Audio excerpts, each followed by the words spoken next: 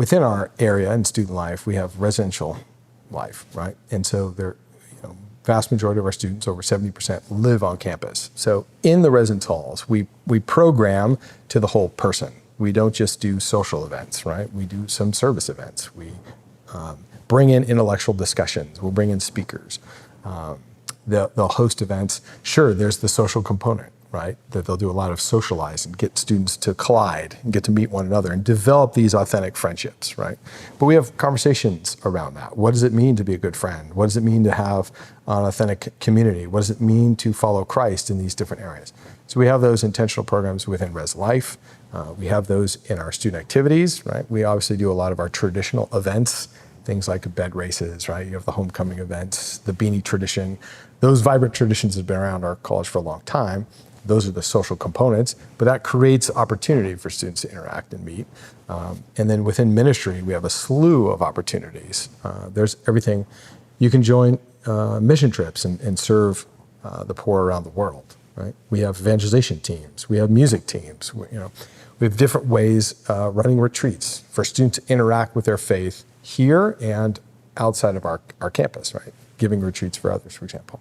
So a slew of activities that we do revolving around this notion of man, needs to learn virtue, right? Needs to learn virtue.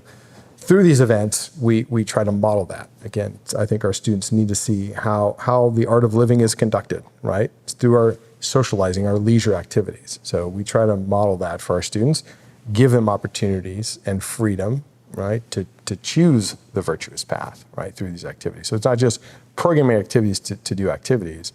There's a deeper intentionality behind it. Yeah. When I first heard about how many mission trips go on here, I was very, very impressed. There's a lot of students going all over the world to help various communities, and they always bring a spiritual component, but also material components as well. I just think that's fantastic. But what I love about it is that there's this culture here of balance. There's a deep spiritual life, obviously. It's a big part of the community here and just the prayer life and everything here. But there's also this do not be afraid to go out in the real world.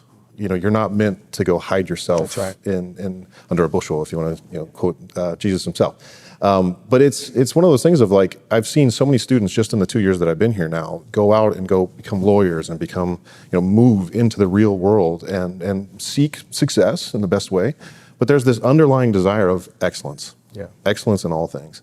I just look at that. There's obviously clearly been an intentional culture built around that. Yeah. Yes.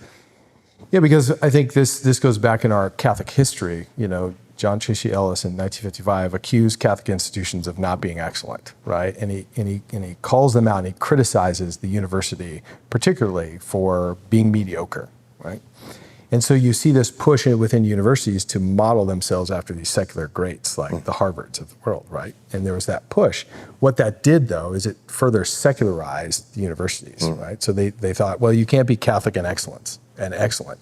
You just have to be excellent. And okay, you can have mass or some sacraments on the side, but if we really want to be transformative in the culture, we have to be like our secular counterparts.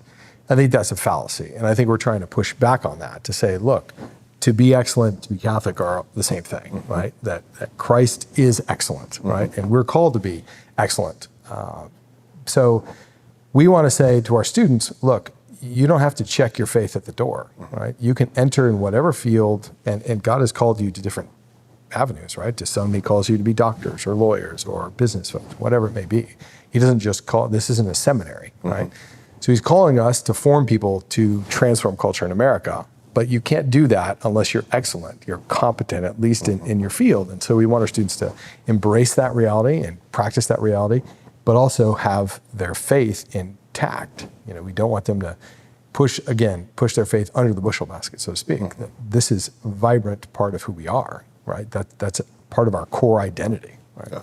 And so you can say that all you want, but you have to model that, right? Students have to see that. And they have to see that on our campus, right? Because if our campus looks like it's not excellent, they're going to think, oh, well, you're not really serious, right?